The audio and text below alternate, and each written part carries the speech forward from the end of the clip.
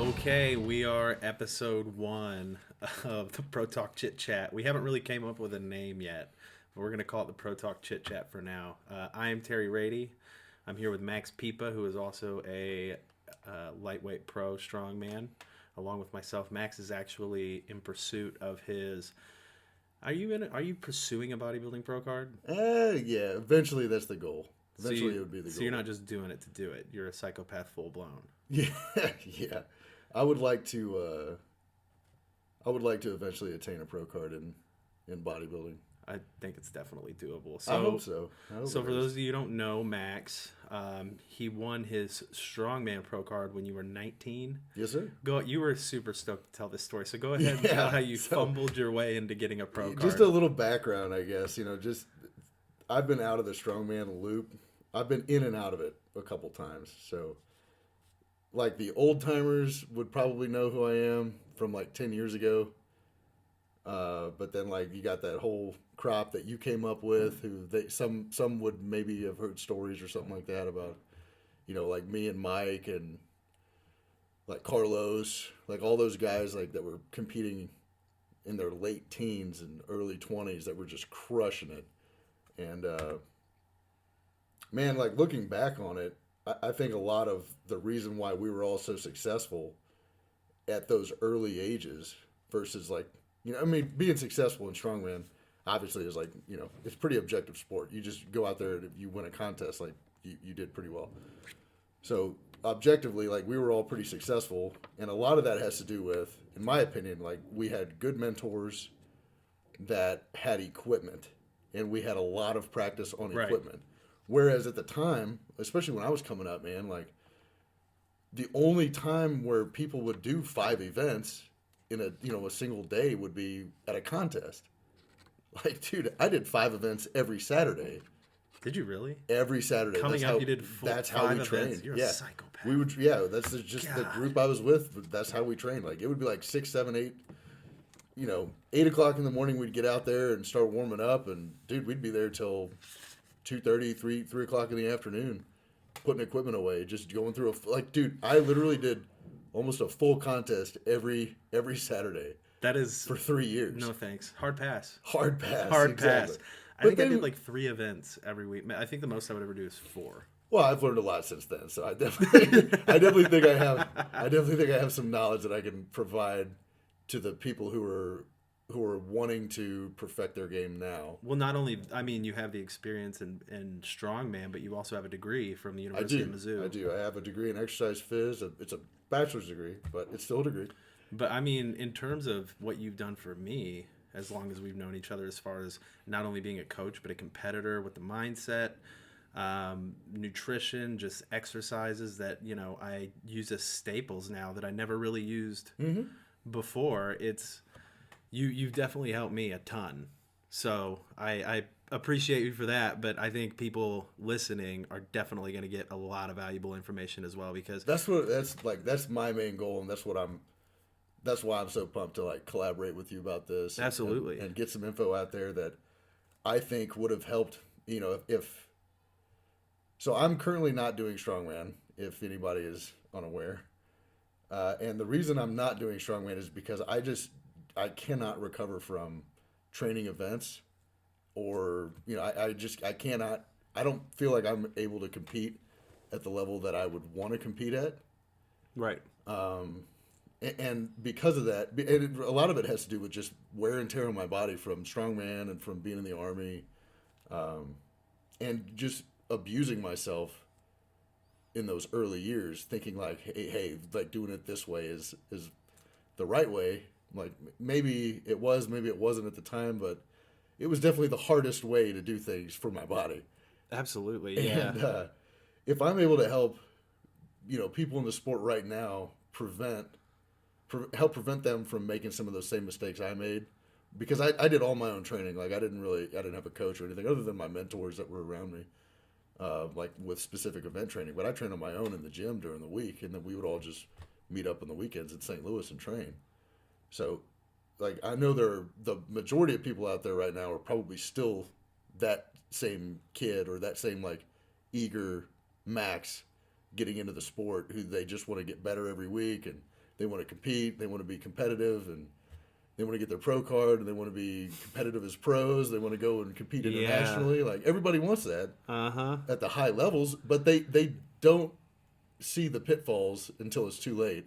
And hindsight's 20/20 for me because I've stepped in those pitfalls. I've made those mistakes. So I'm hoping to help. I'm hoping to help that kid out there who's like 19 or 20, or I'm saying kid, but I'm just saying kid in the sport. I'm saying somebody inexperienced in the sport, up and comer. I'm looking to help that guy out, avoid some of the same pitfalls that I found myself hitting. Yeah, it's funny you say that because like everybody has that goal of wanting to get a pro card, wanting to compete at these big shows, and like I was there, you were there, and like nobody understands. Everybody wants to be. This is gonna sound cheesy. Everybody wants to be a lion until it comes time to actually be a lion. Yeah, and a lot of people aren't mature enough to discern, when is the right time to push hard and when's the right time to pull back. Yeah, lions aren't hunting 24/7, and the thing they're definitely not. is when you get to those. I mean, that's kind of why you retired. Is for those of you that don't know, Max actually, how long was your hiatus? Basically the whole time I was doing ROTC and so it was a couple years. Yeah. So he did a couple years. 6 years, 7 years. Yeah, he did a 7-year hiatus and then decided. It's actually how we became friends. Yeah, that's true. He did a 7-year hiatus and then came back into the sport and trained for 3 months before official strongman games 2017, I believe, and did the U90K class and came back and got second. Behind Rob Ward, and that was a pretty stacked class that year. Just to show the level of knowledge and how he's a gamer and the mindset it takes. This is going to be good information. But as I was saying before, nobody understands because, like you understood in that 3-month period training for the show, you understood what it took, and a lot of people want to get to that level, but they don't. Well, I just think in terms of like the competition, because when you do a pro show versus when you do an amateur show, amateur shows, they deserve their merit, they're tough, but when you do a pro show, there's nobody there that doesn't deserve to be there. Absolutely not. So it's a whole nother everybody there is a gamer. Everybody there is a totally different, like doing, like just for comparison, doing the Arnold in 2018 versus doing ASM in 2018. Yeah. Well, that's what you see that differentiates even top amateurs from like middle or bottom level pros is that typically most, especially the 105ers, typically most pros don't have that huge weak spot or that weak event. No. They're middle of the road on everything. Most things and then good at one or two things, right? That's how they got their pro card. Whereas like top amateurs will be, you can see guys left and right, man. Like this dude's a freak overhead presser. This dude's super quick with the yoke, and then like can't deadlift his pants off the ground. Yeah. Or like somebody who just has bad levers and just can't load anything. You don't really get a pro card not being a complete package. You have to, exactly. Even the top amateurs these days are the same way, man. Like they're 5 event dudes.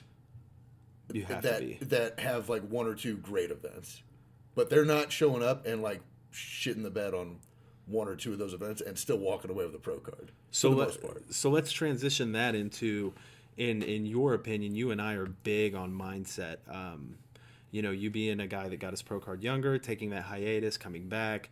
Me being someone who, when I graduated high school, 160. And then I had kind of like a slingshot rise in strongman. And so, what we talk about when we say being a gamer is somebody that, we can hit good numbers in training. We can do this, that. But at the end of the day, when it comes time to show up, put up, and prove that you deserve to win it, that's the term being a gamer. One of the greatest gamers in the sport of strongman, especially in the 105 weight class, would have to be Sean DeMarinis. Absolutely. He's a monster. I actually in 2018 at ASM, that's the second time Sean and I went head to head. He beat me at the Dallas Europa because he sucks. And then shout out to Sean. Yeah, shout out to Sean. He beat me at the Dallas Europa. God, at that show we pushed each other hard. We both pulled 600 for 11. Yeah, exactly. And that's the difference what you'll see between like a game day athlete. It's that dude that can squeak out that extra rep when he in training and in any other time you wouldn't be Right. able to do it. They get into a flow moment during competition. Everything just shuts down. Right, and it's almost like you're watching it happen versus like you're living it at the moment. Like you're seeing it happen through your own eyes, or like almost like a third person point of view kind of.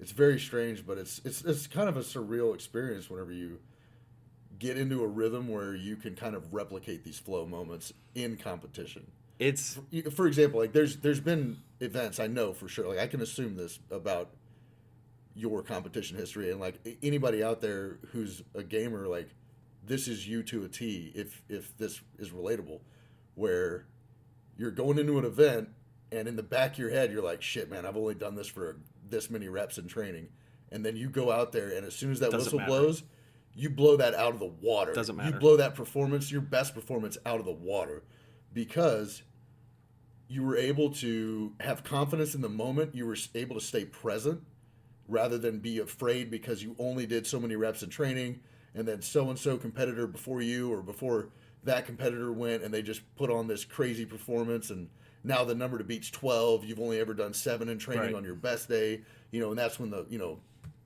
you controlled all the variables. You got perfect sleep the night before. Now you're out of town. You're sleeping in some hotel room. You didn't sleep great. You had a smaller meal because you didn't have an appetite because you had the butterflies in the stomach. So you're able to shut it all out. You're able to stay in the present. As soon as that whistle blows, you go out there. You get 13. You literally almost double the reps that you've ever done in training. Right. That's a gamer. That's 100%. That's you to a T if you're a gamer. Yeah, and it's really crazy when you see. It's crazy to be in the moment, but it's crazy to also witness it, and that's the beautiful thing about this sport is everybody's friends. Like especially when you get to you couldn't be happier with somebody else. Oh my god! Too, either, right? Because you know how good it unless is. It's Sean. Unless it's Sean, and I'm never happy about it. Yeah, because the problem is Sean. Oh, I'm so mad. So Sean beat me on the fucking log press at ASM like a bitch, and I saw him grind out one more press to beat me because he knew the number to beat, and he grinded out one more, and it was like 7 seconds left, and I threw my belt and I looked at it like I was smiling.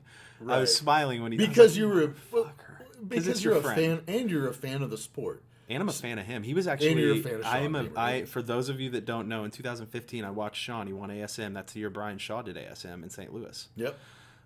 Sean won that show. The casino. I was there watching Sean, and I walked up to him. I was still an amateur. I hadn't even won a show yet. I had never won a show, and I told him, "I'm gonna compete against you one day, and I'm gonna push you harder than you've ever been pushed." He was like, yeah, right. And he was like, okay, fuck you. And then he told me about front squats, and he was like, go fuck yourself. He didn't say that. He was such a good dude. He was helpful because he was helpful. Everybody in strongman, that's what I've noticed. That's what I love about the sport of strongman. Everybody, especially like the top level guys that I've ever come across, and especially Americans, like no one could be happier to help you than the guy that eventually is going to be your competitor. Right. You know what I mean? Like, especially if you're on the come up, somebody reached out and took that person under their wing at one point, and they go out of their way reciprocate to reciprocate it to the next guy. And that's the thing. If you ever see, it's such a good sport for those of you amateurs that are listening, non-competitors want to get into the sport, whatever. If you see people like me, or Sean, or Anthony Furman, Max, Nicholas Camby, any of these great pros that have been around a long time, don't be afraid to walk up and ask. No, man, don't at all. Whether it's in person or whether it's social media, email anything. Or something like that. I mean, don't be trying to milk it for free. Yeah, don't expect like certain things are a little off limits still. Like, don't expect like cycle advice and stuff like that. That's a little distasteful. But just general advice or like hey man, what how do you use? What for resources would you say you suggest I look into if I'm looking into like programming for myself, or do this or that, or do you recommend any coaches?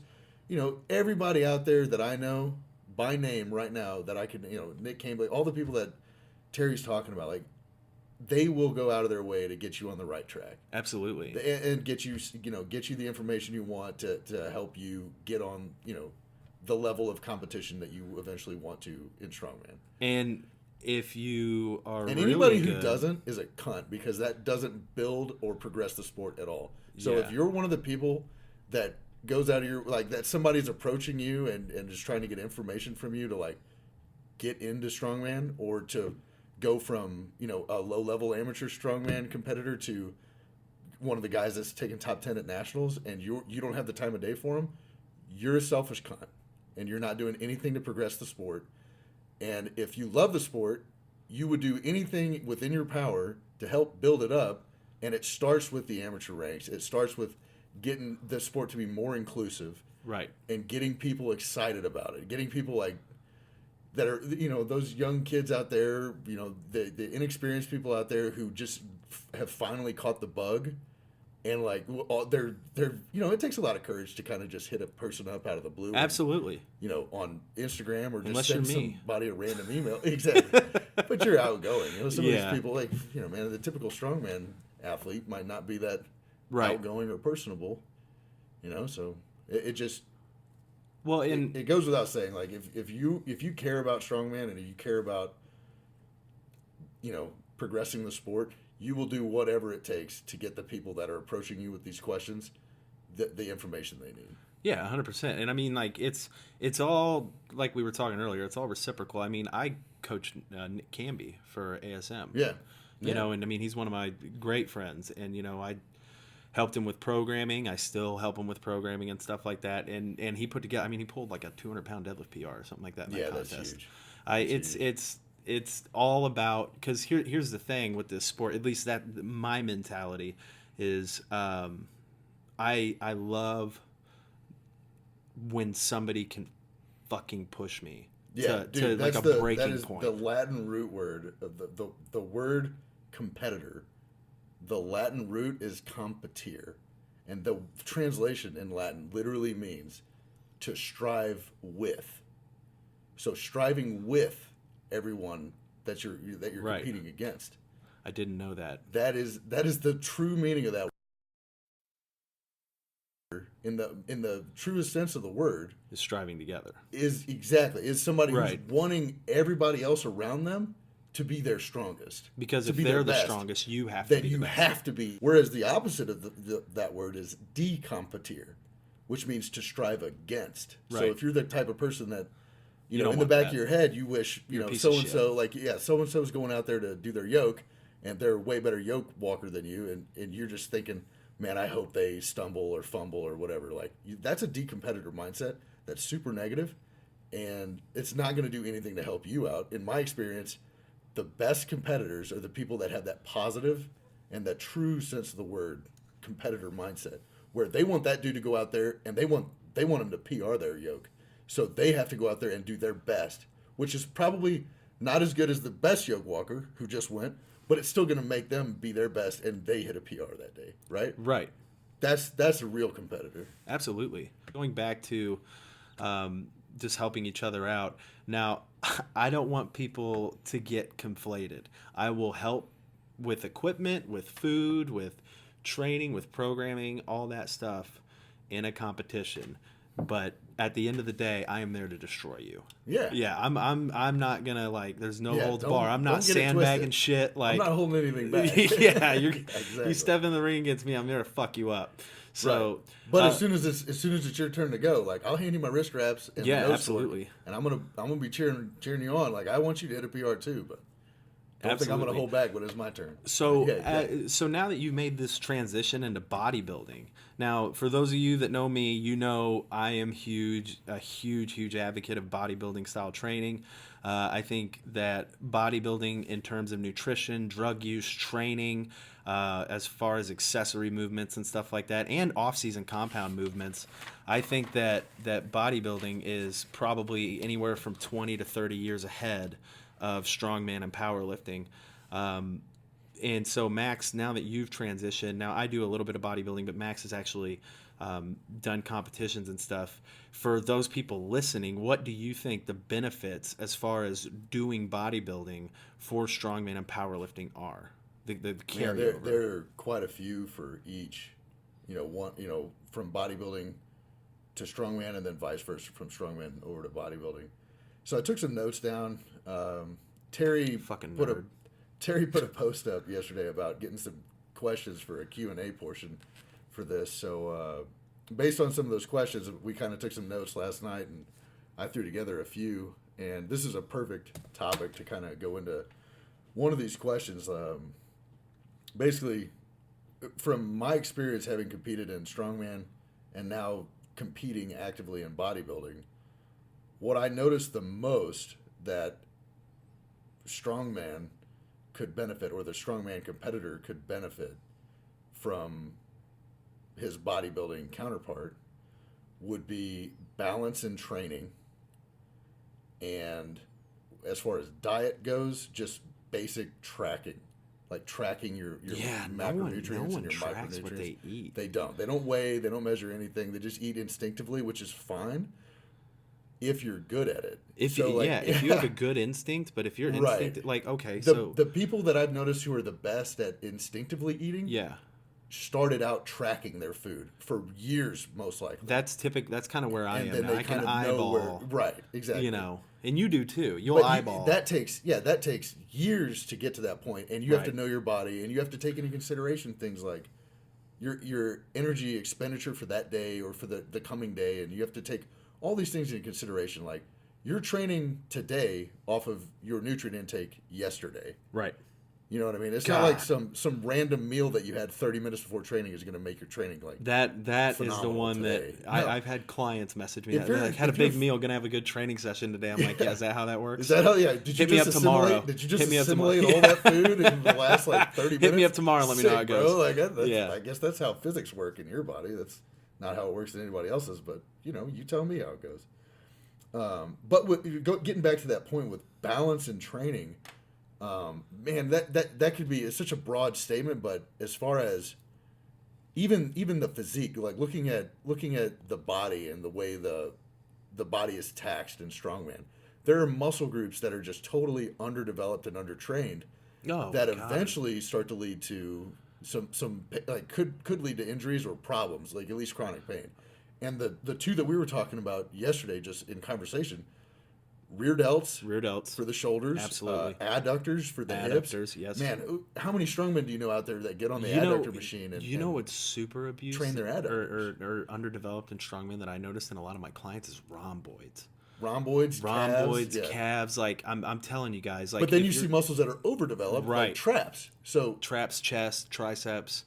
definitely triceps and traps. Yeah, chest because- sometimes not, because anterior delts take over a lot for most like really good overhead pressers. Well, it's having a balanced muscular like composition is just inherently going to be more better than being, the sum of the parts are greater than Yeah, I mean one of those situations. But still, like if you're doing unilateral, like think about what's being taxed on moving events, like muscularly. it's all unilateral. Yeah, when you're moving, When you're walking, like, you're planting on one foot. your one leg is supporting that weight in motion. Yeah. Until the other leg plants on the ground, and then you lift the leg, the original leg we're talking about. If you think you're going to go through, a full training cycle or 2 or 5 and reach your goals in strongman and then walk away from strongman as a whole, that's fine. But if you want to do this for the long term, like, think about how you're taxing your pelvis and how you're taxing all the muscles in the chain that move you from point A to point B with weight, like a heavy yoke or farmers or a frame. And then think about how important having strong adductors and a strong, like the tendons that are connecting your adductors to your pelvis. Like, how important are those two, that muscle with unilateral work, with walking, not even lunging, unilateral work, running, sprinting. Like, if you have weak adductors, like you're setting yourself up for a groin injury. Like, you guys, adductors, I'm telling you now, you will never be as strong as you can be on any moving event, on deadlift, especially on log deadlifts, cleans, yeah. on any movement where you're going to be moving on a sagittal plane, and if you don't have proper adductors, like if you don't have strong adductors, it's not going to work out. You'd be surprised how much your adductors play a role in a log clean, on stones, on an axle clean.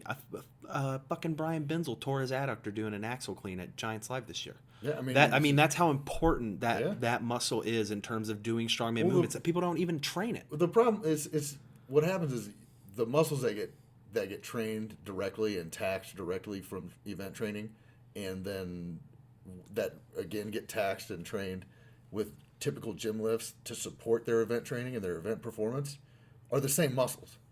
Yeah. So like you get really, really strong quads from front squatting, from doing stone loads, but if you're not doing any direct work for your adductors, like lunging or doing Cossack squats.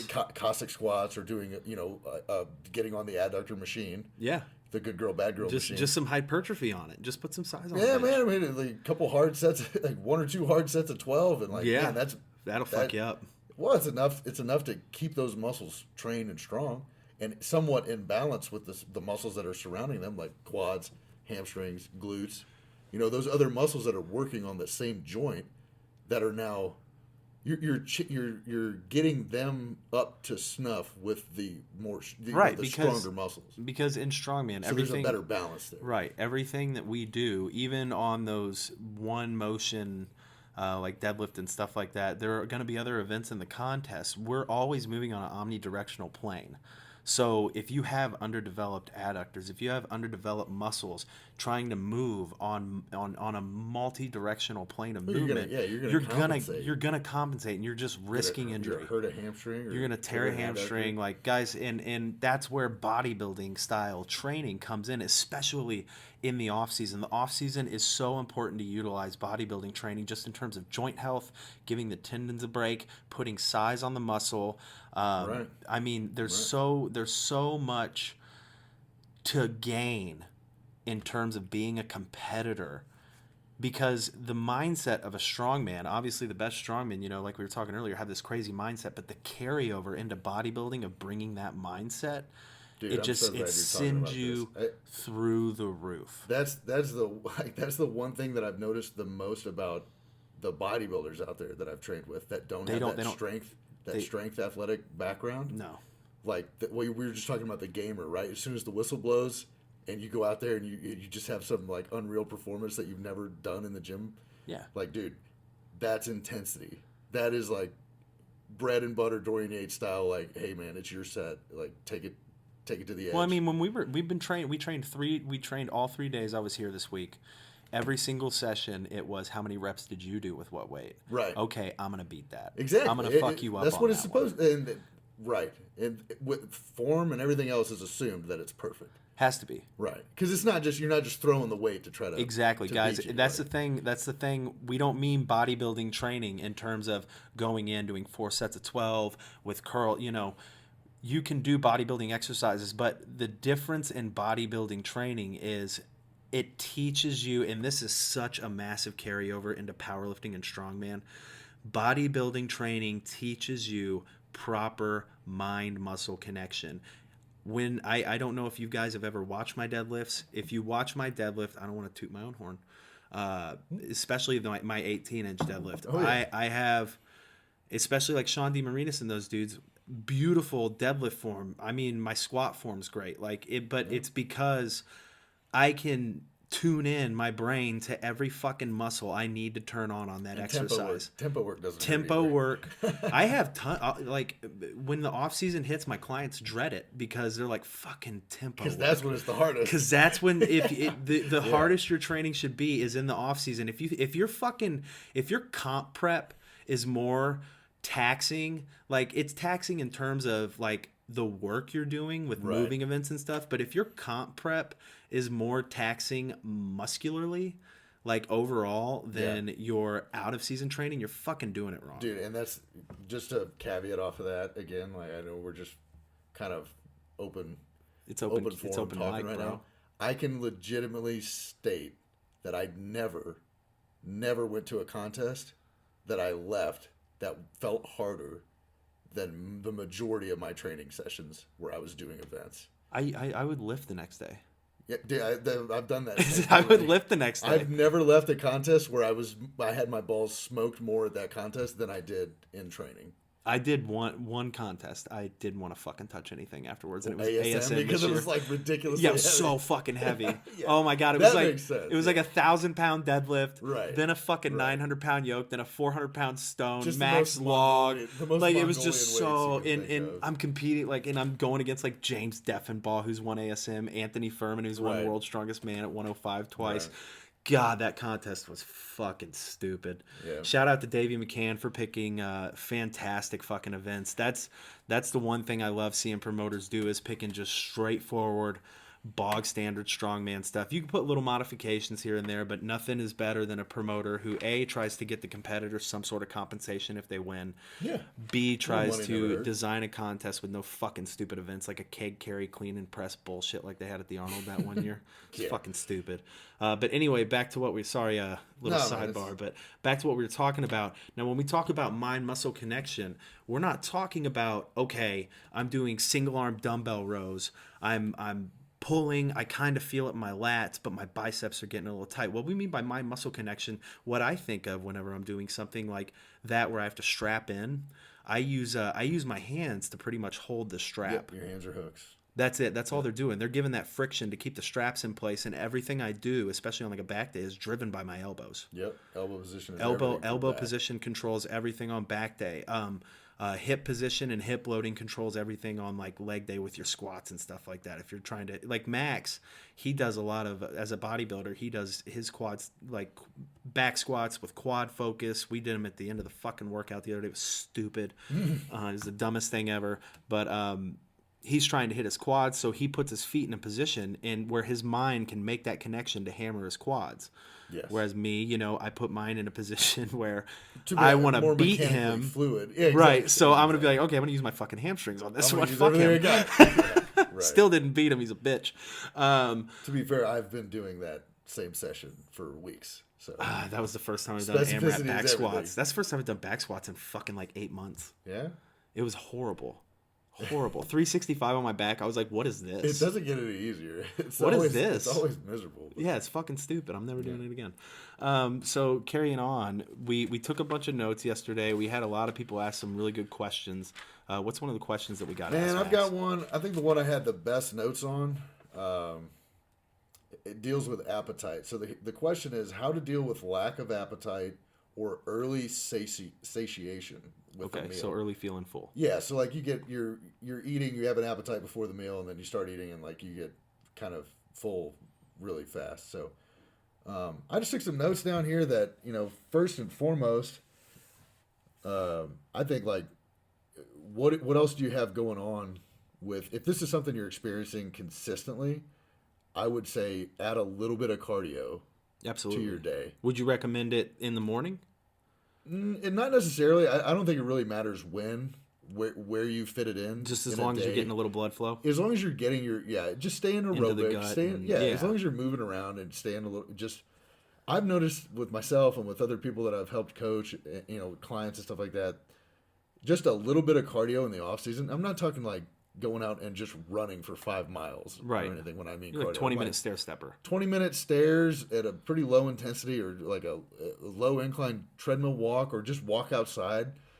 Even if you don't have 20 or 30 straight minutes, if you have like the opportunity to go for a 10-minute walk in the morning and then another 10 or 20-minute walk after dinner, I've noticed that helps a lot of people. That Now helps a ton of people. you actually do a 10-minute walk after every meal. I do a 10-minute walk after my biggest meals, so it doesn't bog me down and I don't feel like I'm slow to eat my next meal. And I actually notice the difference too in terms of the digestion and Well, you get an appetite back right, so much yeah, faster. you get it. I definitely got an Yeah. appetite back a lot quicker whenever I would do that. So that's just not, Yeah, so if you just taking bullshit. a 5 to 10-minute walk multiple times a day, like Stan Everding kind of is a big proponent of that. I think that's very easily implemented. Most people like to, come I mean, you're up doing with 5 meals a day. That's 50 minutes. that's a lot. That's That's what 50 I'm telling, minutes of walking a day. I think going from 0 to that 0 to is 50 a is lot. huge. I think starting off with like if your appetite's a little less than where you'd want it to be, just adding 20 minutes, like a 10-minute walk in the morning and a Right. 10-minute walk in the evening to your day will help a ton. When my calories were at their highest, peaking for ASM, I was taking in 78. I think the highest I hit was like 78.40. Yeah. And that was when I was doing 20-minute walks every morning. They weren't weighted, but I was doing 20-minute walks. Yeah, just I drink a decaf coffee and then go for a 20-minute walk. Yeah, man, it just helps stimulate the metabolism. Oh, dude, I could throw down my first meal. The whole day. Then I got a couple more notes here. I think this is more like getting satiated a little early, or really, I guess if you're still satiated from your last meal and you're not hungry enough for your next meal, a lot of that has to do with either the type of food you're eating doesn't really agree with you and is not digesting fast enough, or it's just too much food in one meal. So, like portioning out your meals a little bit better will be helpful in that situation. So instead of having 4 huge meals, have the same food that you would have in those 4 meals, but split over 5 meals. Right. You know what I mean? Instead of eating those huge 4 meals every 4 hours, you eat those 5 meals in 3-hour intervals. Right? Right. Well, in one thing I was thinking of on this that I've done before is actually finding foods throughout the week. You could do a week test. I did this at one point in time to find out what foods I digest easiest. And a way to figure that out is how fast it moves through your gut. Using 5 meals. Yeah. That's how I figured out my carbs. Like I can digest rice quicker than sweet potatoes. I can digest oats quicker than I digest sweet potatoes. Yeah. Well, And, I mean, you know, then look at that brings us back to the composition of the foods you're eating. Right. You know, is there a ton of fibrous carbs in what you're eating? Right. In rice? No. Plain white rice versus sweet potato? No, man, that's The oats threw me for a very little loop. fiber or no fiber to a lot of fiber.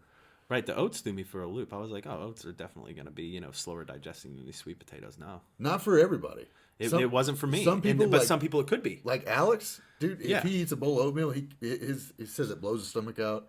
Can't eat for like 3-4 hours. He's full. For those of you who don't know, Alex is a buddy of ours. He's also a bodybuilder. He's down in Florida. He's a pretty boy, though. He probably won't listen to this. Super pretty. Yeah, I don't think he'll listen to this. He doesn't have time for us. But yeah, man, he can't eat. If he eats oatmeal, he says it bloats him and it makes his stomach feel like he says he's as full as a tick for like 3-4 hours. Can't eat again. That's crazy. But dude, I can eat oatmeal and then like an hour and a half later, I'm ready to go. I'm starving. So what else did you? So another thing, fluid volume, fluid intake. So. Now you measure your fluid. I do, and that's where it goes back to what I said earlier about strongman and just not tracking anything. Right. It can be a huge disservice to you. But, if you track, I'm not saying they have to track everything, but being cognizant of how much fluid you drink within the hour before your mealtime can affect your appetite and your satiety while you're sitting down to eat that meal. Absolutely. So let's say like you're getting, you're thirsty, and you slam 24 ounces of water or fluid, whatever your fluid intake is, and then you're coming up on 3 o'clock. It's your 4th meal of the day, but you don't have an appetite for it, and this is like a reoccurring pattern. Man, instead of drinking 24 ounces and slamming it down because you got thirsty all of a sudden, or you just remembered you had to drink, like drink half of that, right, and then drink the other 12 ounces with the meal. Right. So it might sound crazy, but a lot of times just that expansion of the stomach with the fluid is enough of a signal to tell your body to like, okay, we got something in there, like we're not hungry. Right. You know what absolutely. I mean? So it's like a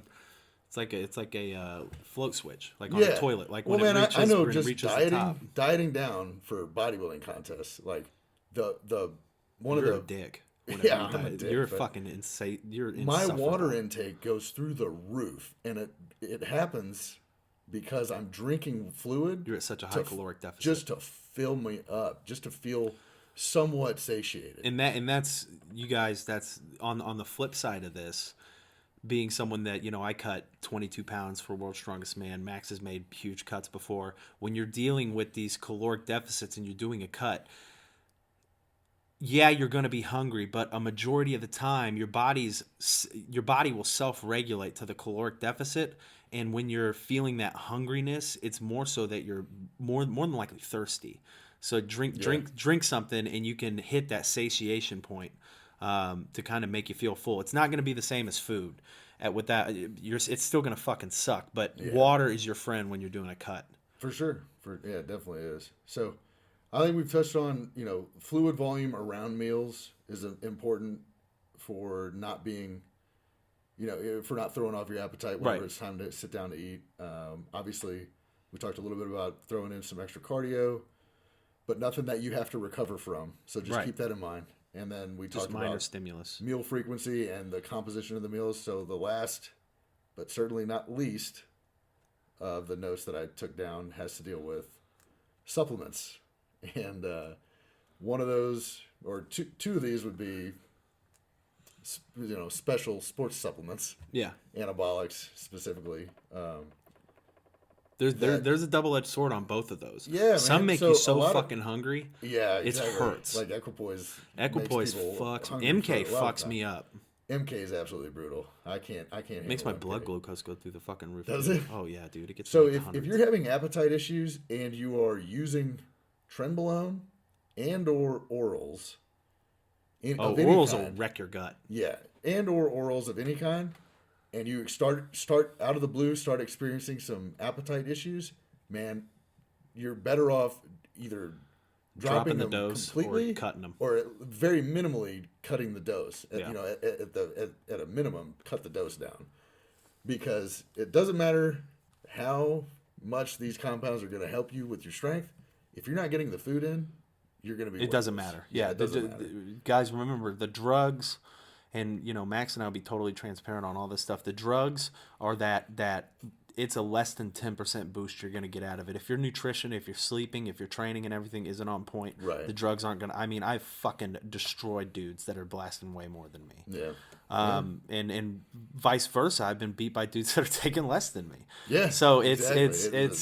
it is what it is. Like fucking comes in Sean, both I hate flavors him. But yeah, so But- just if you're taking tren or if you're taking orals and you start to get some digestion or some appetite issues, kind of out of the blue, just recognize that a lot of the time it's going to be due to those, and just lowering the dose often can help alleviate the symptom, but more often than not, you probably just be better off just dropping it entirely if it's going to be a reoccurring thing. So that brings me on the same subject to a point. Now, those of you know I'm not a huge advocate of using caffeine in exorbitant amounts. Dude, that was my next note right there. I know. That's awesome. So for those of you that use excessive amounts of caffeine, now I think there's an epidemic in America right now. Everybody drinks a fucking Bang every day. That's 300 Yeah. milligrams of caffeine right off the bat. Yeah. Now, for those of you that don't understand how caffeine works, it's a compounding substance. Mm-hmm. So when you're taking in that Bang energy drink at 300 milligrams and you're sitting in your fucking office chair all day not doing anything,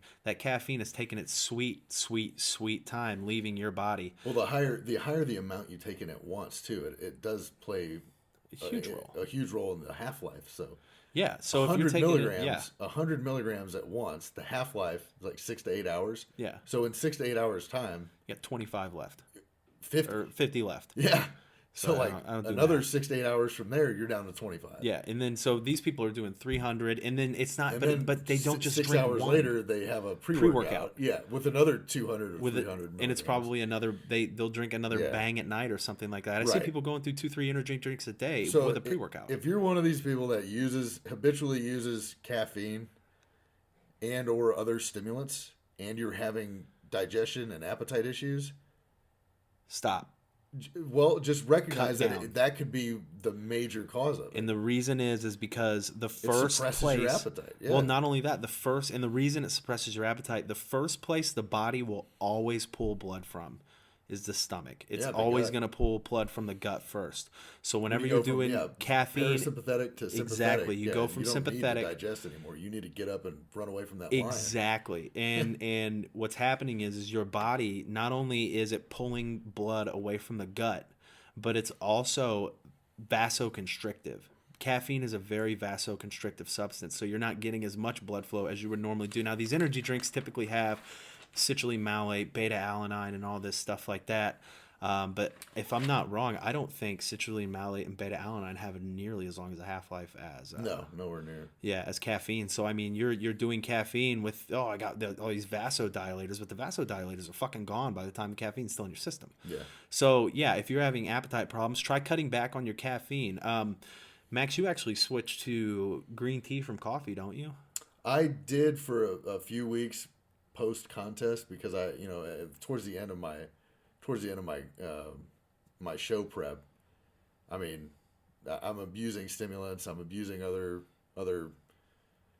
compounds like clenbuterol and things like that to lose fat and literally just to function at that point. When Right.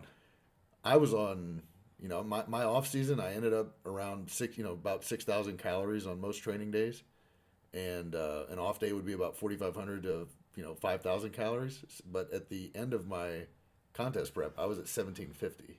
Yeah, that was you were so, I I was hated not a talking to very you. happy person. So Max and I talk on a daily and weekly basis, and whenever he fucking cuts, he's the worst person. I'm a drama queen. He man. is. It's just- Oh my god! I would be like, oh man, I'm training today. I just took in 50 grams. And he'd be like, fuck your carbs. Like, fuck your carbs. Nobody cares. oh, you were the worst. You were the fucking worst. Such All a right, man. dick. Yeah, I think we hammered the appetite. Let's move on to managing fatigue during a training cycle. This is a great one. This is a great question because I don't Yeah. think a lot of people understand I don't think a lot of people understand what fatigue really is. Why I don't think you- you can feel good. I think Oh, there are a yeah. lot of people that like that placebo because you're so high on going to the gym with the Yep. caffeine and stimulants, and you're excited to train, but nobody and then they go in and they hit a shitty number. Well, yeah, you're fucking fatigued. Yeah. Your brain can trick you into doing anything you want to do because it's something you love to do. But you have to recognize that you need to take the step back. So managing fatigue during a training cycle. One of the ways I actually manage fatigue. Now keep in mind when I talk about this, I'm going to talk about it from two perspectives. As an up and comer, and then as somebody that's more experienced in the sport that does heavier weights, because Max and I both agree, if I'm not wrong, that the less advanced you are, the more important volume is. Whereas the more advanced you get, the more important frequency and intensity are. Yes. So more specificity, the stronger you get, and volume is more important when you're less advanced or less. Yeah, when you're further away from your Right. genetic limit or your the upper ceiling of what you're ever going to be capable of lifting, then you're inherently working with a lower intensity, Absolutely. and knowing what tissues and what things are being taxed more with a higher volume than with a higher intensity also is helpful. But that takes years of research and Now classes and stuff like that. But without trying to over science anybody here that we would lose if we start talking about the scientific breakdown of this or that. Like nobody. Man, this is definitely not the podcast for you if that's what you're looking for. Yeah, right? yeah. We're going to be straightforward. We're going to talk to you like I would talk to a client that has never fucking done this before. We try to Right. break things down as easy as possible because there's too many people out there trying to use big words. And the easiest way to think about fatigue is like, if your performance is steadily getting better from week to week or month to month, then you're managing fatigue. you're managing fatigue. And the goal of a training program is to, on paper, manage that fatigue, manage the fatigue caused by training by balancing it with built-in rest days or built-in like reload or deload weeks.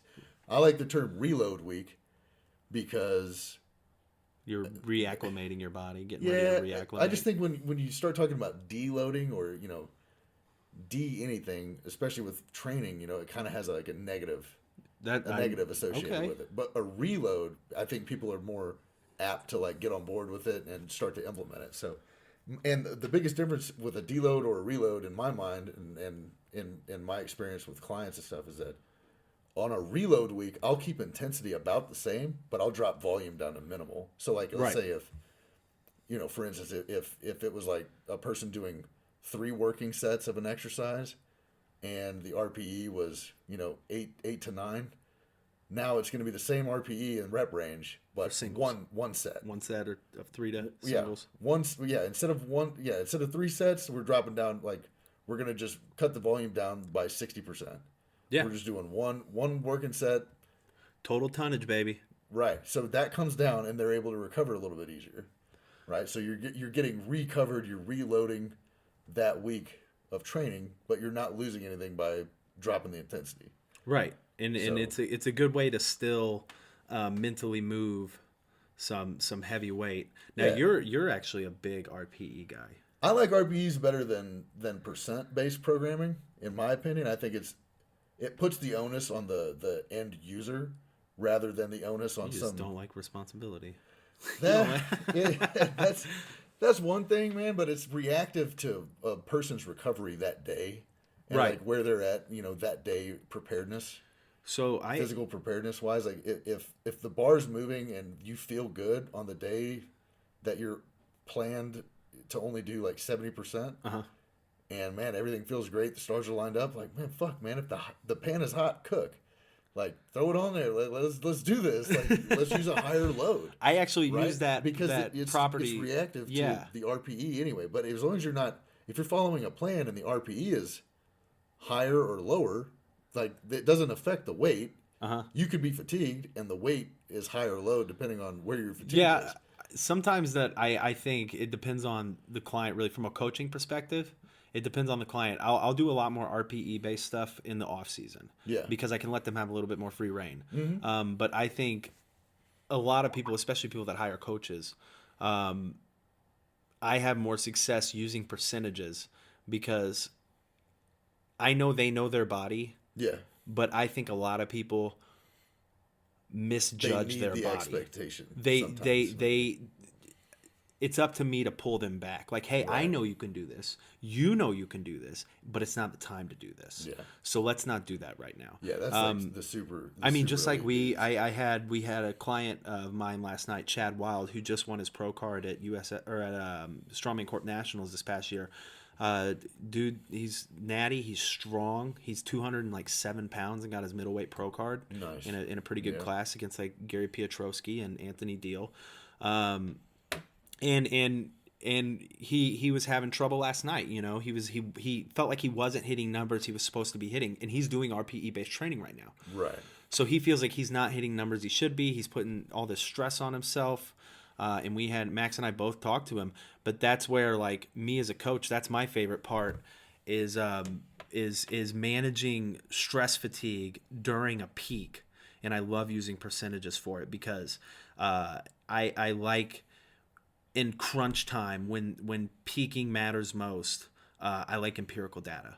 Yeah, I like a solid number to look at. The only problem with that, this is just my opinion. Fuck off. Is that you can't like a plan on paper, especially a percent plan that the training plan. You cannot factor in, getting into a car accident. Like on the way to the event, then you wouldn't be able to do it at all. Or not there. or just like, there's a little bit of an emotional stress that happens, the cascade. Yeah, absolutely. Cortisol and stuff like that. So like, let's say you get in a little fender bender, nobody's hurt. The day before your biggest deadlift attempt or whatever. Right. You know what I mean? In your training cycle. What do you do if that's your plan on paper is now you got to hit 95% of your best that's another thing that makes me upset is I have clients where that shit'll happen and they won't fucking tell me. Because me as a coach, if you tell me, hey, I just got into a fucking car wreck, I'm supposed to go in and hit 95% on deadlifts, I'm like, oh shit, guess what we're not fucking doing this week? We're not deadlifting. Or just push it over another day or push two. it. Right. Yeah, like exactly. That's where being reactive exactly as a coach to you have an athlete's life. People don't understand during that peaking phase, you as a coach. Yeah. I think and just from what I've heard, I'm not dropping names, people, but there are a lot of coaches out there that have, they can have a great peak, but they're not fucking reactive. They don't listen to the client. I mean, I've got some hard-headed clients where it seems like anything I write down, it's the end of the fucking world, and like they can't do it, and like I just have to remember that sometimes people don't have that grit mindset.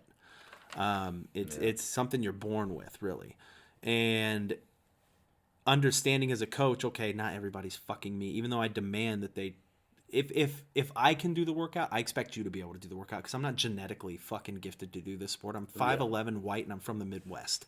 Like, I am not made to fucking be a good strongman. I graduated at 160 pounds. I was a skinny fucking kid, and then I was fat for a little bit. Like, when I was dating this chick, she had big boobs. Emo phase. Yeah, I was emo. She had big boobs. She ruined my life. I was skinny fat. But anyway, it's something people are born with, but as a coach, managing fatigue for those people and being reactive for the clients who are having those mental breakdowns and can't fucking handle this or can't fucking handle that, even though they can.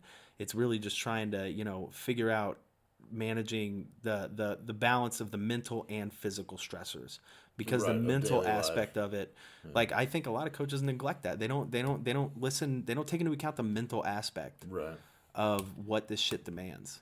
Yeah, man. And I mean, just to stay on topic here and like kind of tie it all together. Like, one of the things that I would recommend a person do, or at least talk to your coach about doing, is planning in an extra week or two in your training for just that occasion, for that reactivity, in case something goes wrong. Yeah. Right? So if it's like a 12-week, if you know you've got 12 weeks pre-contest, come up with a 10-week plan, lay it out, and build in 2 extra weeks. I'm not saying it's like a hard rule of thumb to use 20% extra, but getting ready early is fine, as long as you don't peak too early for strength. You can maintain that level of fatigue, and exactly. You can maintain that pre-super compensation phase. If you build in for a week or two, an extra week or two, just to play around with, like, hey, we're just going to do a maintenance level of intensity. God, those weeks would fucking suck. Yeah. Oh man, you'd feel like shit those weeks. Yeah, because you're not dissipating any fatigue, but you're also not accumulating any more. Oh, bro, that would be purgatory. Yeah. That's purgatory. But that's helpful in case you do run into a situation where, hey, I'm like 6 weeks out, or 5 weeks out, or 4 weeks out. I need to take my heaviest deadlift now, but this just happened. Like, okay, well, I've got an extra week in my training built in to where I can deload my deadlift or reload my deadlift this week and just pull a couple heavy doubles and then rest 7, 9, 10 days, whatever you need before a heavy deadlift attempt. Come back at it, and then it's not going to throw the entire thing out. I typically the entire plan off. I typically program, like, everybody's last event day would be 2 weeks out from the contest. So you have one week. You have the week of the contest where you do your little tiny deload. Then you have the week prior to that. You don't do any events. We can still peak the static lifts. Mm-hmm. And then the week before that is the last heavy event day where they'll go kind of close to, where they'll go to comp weight or over, depending on who it is. That's so they just get tapering. That. Yeah, it's just a taper. But taper. But I've had to use those last 2 weeks before. Like, I had one guy who adjust because I had a guy who had to travel randomly for work one week, and he wasn't going to be able to do fucking anything. He's like, I'm not going to be able to go to a gym. Right, and that can throw your peak off. That can definitely throw a peak off. He won. So nice. That's all that matters. Nice. But yeah, that was a really good question. Is managing fatigue during a training cycle? Managing fatigue during a training cycle is definitely a tough applicable. one. And as for the more advanced lifters that are lifting, I don't know like any power lifters. So just to break down like how you would manage fatigue as an advanced lifter. So going into ASM, actually Max and Sean were helping me tremendously because my yoke is a joke. It's atrocious. I wouldn't say a joke, but it sucks. Compared to some of your other lifts, so I needed to focus the most on the yoke. It was a 900-pound yoke, and we had an 18-inch deadlift, and I really wanted to pull over a grand on that deadlift. Mm-hmm. But coming up with the plan to deadlift heavy 1 week, not do yoke that same week, and then the next week substitute in a heavy hamstring or loading movement on a similar plane, like a safety bar, good morning, or an RDL, instead of doing the deadlifts themselves. So, because the weight's not as heavy, so I'm not doing systemically, it's not going to be as taxing, but you're still training that same movement pattern. I'm still training the same movement pattern maximally. I'm still hitting the muscle groups I need to hit, but I'm not loading my body with the same amount of stressing weight, and then I can use that week to do a heavier yoke. Exactly. And I felt fucking great going into ASM. Yeah. That's in terms of managing fatigue. Like if you guys are going into a contest and it has two max events, a heavy moving event, stones, and then like a heavy skill event. You have to take into You have consideration to take into the consideration recovery that stuff. time for each of these movements, each of these Absolutely. events, and how it, how they're gonna affect one another in training. So, portioning them out through your training week or through your micro cycle, if it's 1 week long, or if it's 5 days or 10 days or 2 weeks long, and then sprinkling those taxing events throughout to where you have enough time built in to recover between them and still optimally practice. Right. Right. Within that microcycle. And it's to so make progress. important, exactly, because you're gonna come to a T real quick. The stronger you get, you're gonna hit that fucking wall. Yeah. Where Oh, doing yeah. heavy yokes, doing heavy deadlifts, heavy presses, heavy everything in 1 week, you're gonna be fucking beat down. And a lot of dudes make the mistake of compensating drugs in place for that. For sure. And I'm telling you, Or that even is a worse fucking than that. I mean, that's that's a probably one-way worse. ticket That's to injury definitely town. worse. But almost as bad as that is when you accumulate a bunch of fatigue because your training is so effective, and then you switch your programming or Oh, you change your fuck. program because you think Because you think you're getting weaker. yeah. But look, there is nothing that masks fatigue or fitness, like your performance, better than fatigue. So if your training is going really well into a contest, you should be accumulating fatigue. But take into consideration, like, you're also trying to balance it with recovery and dissipating enough of that fatigue to recover and progress. If you can go in, if you're heavy into a training cycle towards the end of a contest and a peak, and you can go in, let's say I'll just pick a random contest. We got a max log, max deadlift, heavy yoke, sandbag medley, and stones. If you can go in those last few weeks when your fatigue's fucking compounding, and you can hit 80 to 85% of your projected 1 rep max on a log press, but it's tough. Perfect. You're perfect. Yeah. You don't need to fucking be able to go in and do 90%, 95%. You should feel like shit. Leading into 90 kilo world's strongest man in 2016, I felt like I couldn't. So my main job, I have to bust wrenches all day. I pick up 4-foot channel lock, shits like fucking pipe wrenches. I'm moving heavy wrenches all day. That week at work, I still remember it because I couldn't close my pliers. I couldn't fucking cut things with my pliers because I was so dead. And that day of the contest, Saturday, I woke up and it felt like someone shot me full of fucking sensu beans from Dragon life. Ball Yeah, Z. I'm I mean, I was alive. like, oh my God, after the IVs and the fucking cut was over. Like, guys, it's fatigue. I'm gonna be real with you. Fatigue in a training cycle is your best friend. It's your best friend because the higher you can accumulate that fatigue and the more time you give yourself to recover, the more you're going to blow your own mind when you compete. If you can taper appropriately and you peak properly. Timing it is everything. But if you taper down and super compensation, man. You get a little super compensation from that accumulated fatigue. Once it finally dissipates and you go to compete, and but it's the devil. Don't believe it.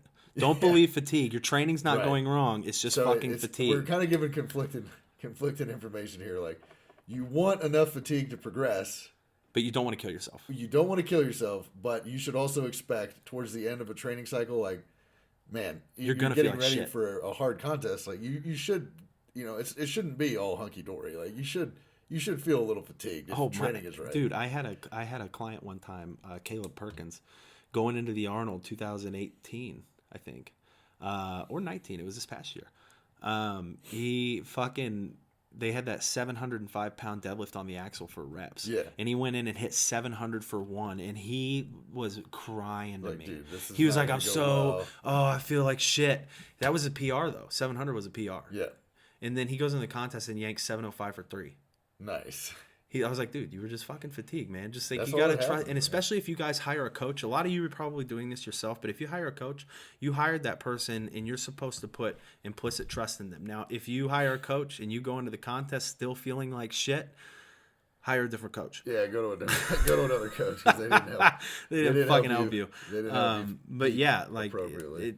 there's a lot of good coaches out there, and finding somebody that can help, listen to your feedback as well as help, manage the fatigue and balance everything is going to be perfect. But a little bit of fatigue, man, it's going to be your friend. Let's let's spin off of this managing fatigue, because we've got two other questions here that I think, and we're kind of getting long-winded on some of these. Well, it's been an hour. Yeah. Fucking save it. Let's knock these next two out, okay, because they're in the same vein as managing fatigue, and we're already on the topic anyway. Let's do it. We've got programming and dealing with strength loss. So let's knock out programming first. So I'll just give a little bit of my spiel on programming for yourself. And the notes that I've got here, you need to, if you're going to program for yourself and you're going to, plan your own training, you need to know first and foremost, like, what's your goal? Like, what's our short-term goal? What are we working towards? What's the long-term goal? How does my short-term goal fit into the long-term picture? And that is going to set the course. Like, that's your azimuth right there. Right. So we need to start heading in that direction. If that's your goal, like, it would be silly if my goal was to get on a bodybuilding stage and then all my training was nothing to do with bodybuilding. I just played basketball at the rec center, and then every once in a while I rode a bicycle for 3 hours, right? That has nothing to do. Like, that's poor planning of training if my goal is to eventually get on a bodybuilding stage, right? So think about it like that.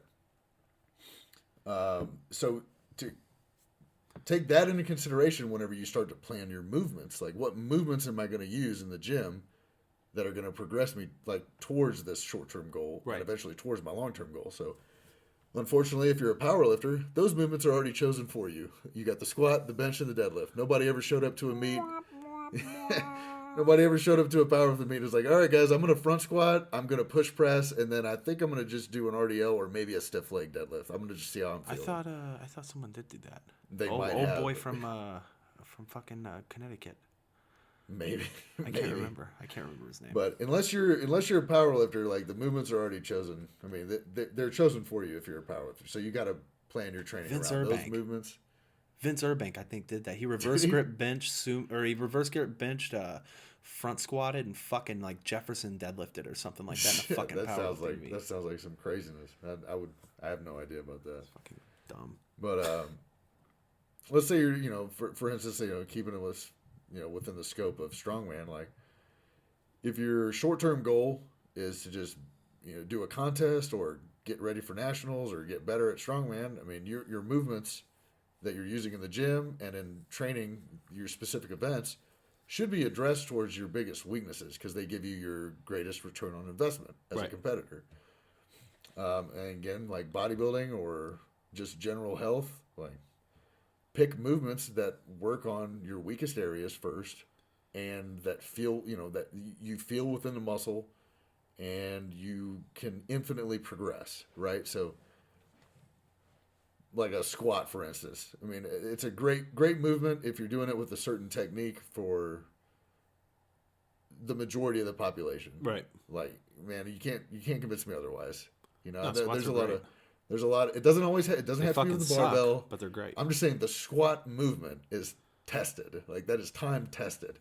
Whether it's with the barbell or it's with the, inside of a Smith machine, or it's in some type of, squat apparatus, just the movement of squatting down and standing back up with some type of weight or resistance is time tested at developing the lower body and the core musculature. Like, you just can't get around it. So picking movements that are going to give you the greatest return on investment. And then you get into, from there you can kind of go into, like, planning, the amount of volume, intensity, and frequency you want to use to manipulate the variables that are going to either, get you to that goal faster, or if it's going to take longer to get to that goal, depending on where you are in your career as an athlete. I think there are more appropriate prescriptions for beginner athletes than there are for advanced, and vice versa. So, like Terry said earlier, a beginner athlete or a beginner strongman, bodybuilder, powerlifter, doesn't matter. Typically, they do much better off in training with a little bit higher volume and lower intensity. Yep. And, moderate to lower frequency sometimes. I mean, maybe high frequency if you adjust the volume to meet it. But that's just keeping the weight light enough so they can learn the movement properly. Exactly, because that's the most important thing for that beginner is to just learn those movements and get familiar with them before you start to load them too high. Right. And then the same thing with like an advanced athlete, taking into consideration where they are and what weights they're capable of moving, assuming their form and tempo and technique on everything is perfect. Yeah, I think lower volume and a higher intensity or higher frequency approach is much more appropriate for that population. Right. And then finally, the last note I took here, if all these other things are being taken into consideration, just don't forget to be objective with a lot of the that's the hardest part. The markers that you want to track, like progress. So, for instance, week to week, if I'm tracking a movement, like let's say like a squat, for instance, 6 weeks in a row, I've beaten my PR on a 20 rep squat. So, this next week coming up, I've got to hit X amount of weight to beat my performance from last week. But if my tempo has gone from those first 2-3 weeks being perfect, with a good controlled negative and an explosive concentric, I'm coming up explosively, I'm controlling the weight on the way down, to now I'm at week 7 or week 8 of my plan, and I have a new weight that I've never done for 20 ahead of me, and I'm thinking about it, and I'm going into it expecting like I have to hit 20 reps, but now I'm starting to sacrifice tempo to get those 20 reps. It's stupid.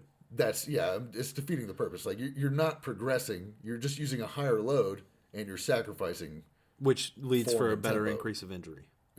For sure of that, but it's like you're not really getting better at that movement. No. Because you're losing that eccentric, that ties back to just to get the reps that you have planned. So that's just not being very objective.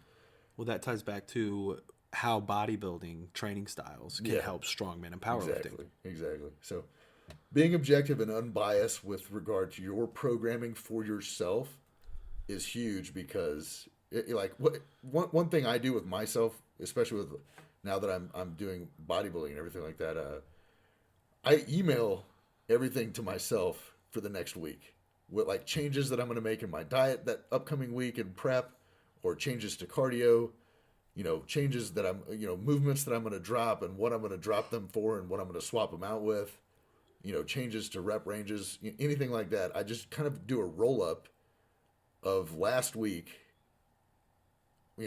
right, on an email. I draft it up and then I send it to myself the weekend before the next week. I just fucking wing it. You got my fucking last 8 weeks at ASM, I just fucking wing it. I was like, I'm just gonna go in. I was like, last week I did this. I'm gonna go in and do that. And now that's Terry's advice. Just wing it. Don't fucking wing it. Don't be a punk. No, it's what I mean by wing it is I know what I do in my head, and I know where I want to go. I know what my max is, so I know that week where. I just look at it equidistant from the contest. So if I know the contest is this date, I know what the event is. I know what my old max was. I know what I'm comfortable. I know what I can hit any day of the week. I can go into the gym and hit this fucking number. This number right here, I can fucking hit that. Max, That's my training max. Yeah. I know where it is, and I gauge it off that, and then I do just do progressive overloading leading into the contest. Basically, I just fucking dumb it down for myself. For sure. And I react best to that. But it's, and I think fucking everybody reacts best to that, to be honest. Oh, definitely. Just fucking Ed Cohn knocked a hole in the fucking ceiling whenever he came up with that one. In some way, shape, or form, that is what is being done. There's 1,000 different flavors that you can choose from at Baskin Robbins, or 31 to be exact, but there's 1,000 different ways you can split the hair on training, whether you're going to use high volume, low volume, right, high frequency, low frequency, this, that, and the third. It all boils down to progressive overload. Absolutely. You are progressively overloading your body with one of these variables in order to elicit a response, in order to adapt to that stress and that stimulus and get better, aka reach that short-term goal, which fits into the larger picture of that long-term goal that you set for yourself. So it doesn't matter if it's progressive overload, Dorian Yates style, progressive overload, Jay Cutler style. It doesn't matter if it's volume, if it's intensity, or if you want to go like Scott Stevenson and use higher frequency approach. Or Ed Cohn. Which is just, he used linear progression. He just fucking linear progression the whole way. But every week it was like, he put a little more weight. Yeah, exactly. Put a little bit more weight, drop the reps. That's what every training plan boils down to. Yeah. If it's worth a damn, it has to utilize progressive overload to get you to get better. Well, and as a coach, what I try to explain that to my clients, and they see it, but we're having like for me as a coach coming in is I specialize in, like I said earlier, balancing events, balancing the accessories they need to hit. That's hard. Exactly. To plan and train. It's plan. To plan your training for.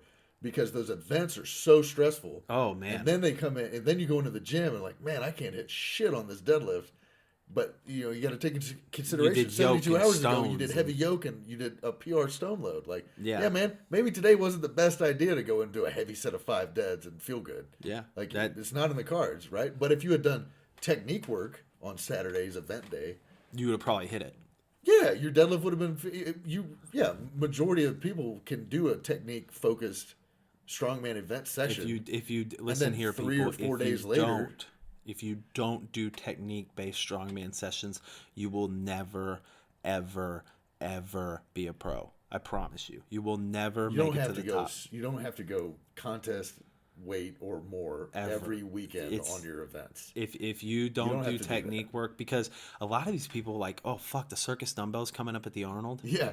I better start training with the I better start doing contest weight right now. It's man, oh my god. Dude, you can use much less and get the exact same thing out of it and keep your body fresh. I try to explain to everybody. There's keep no working your strict press. Look at Shaw. Shaw's got the most doo-doo log press out of all the big heavyweight strongmen. But his dumbbell is fucking flawless. Look at his technique. He's got perfect technique. It's all technique on that event. He snaps that dumbbell up there. It doesn't barely any muscle whatsoever. Like just enough to clean it.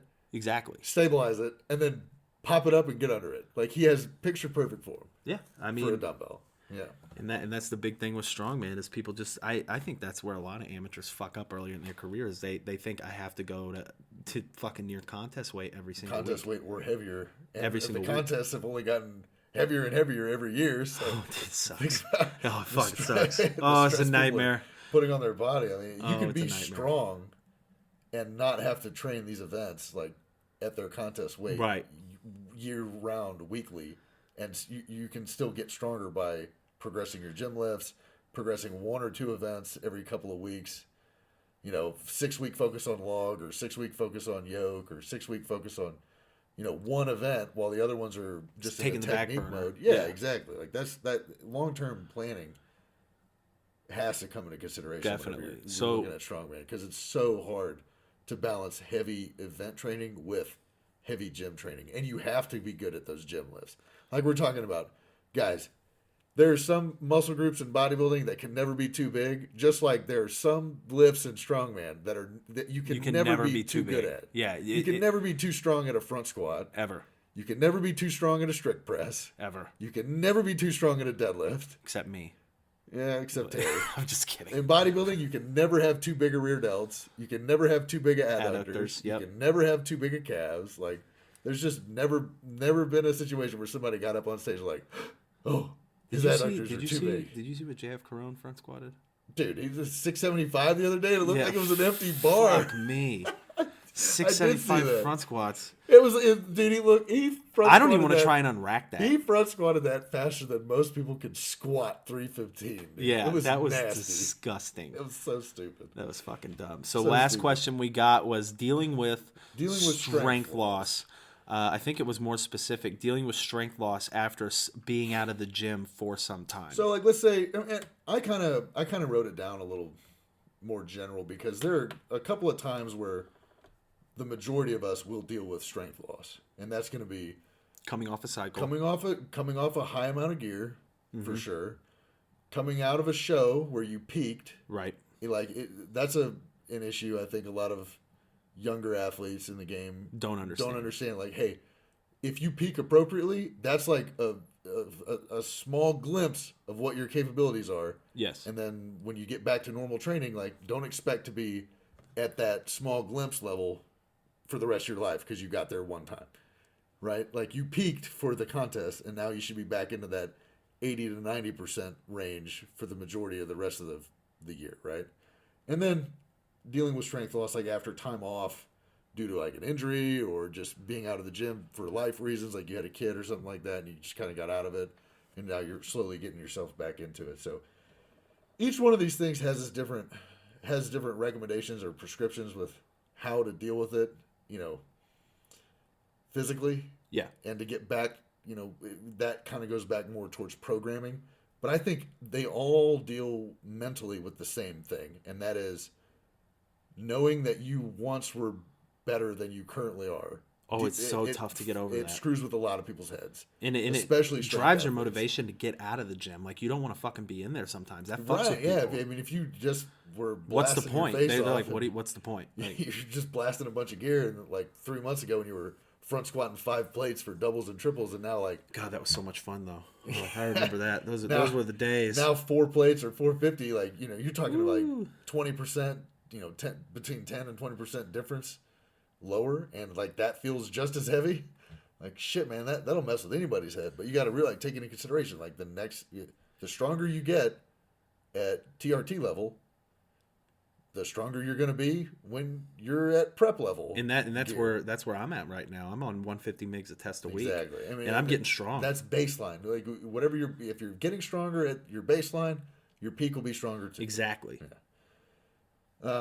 Yeah. So like post cycle and post show, if gear comes down or if training has to take a back seat for a while, just to let your body recover from hard event training and stuff like that. Like, dude, give yourself time mentally to give your body time to adjust back to normal.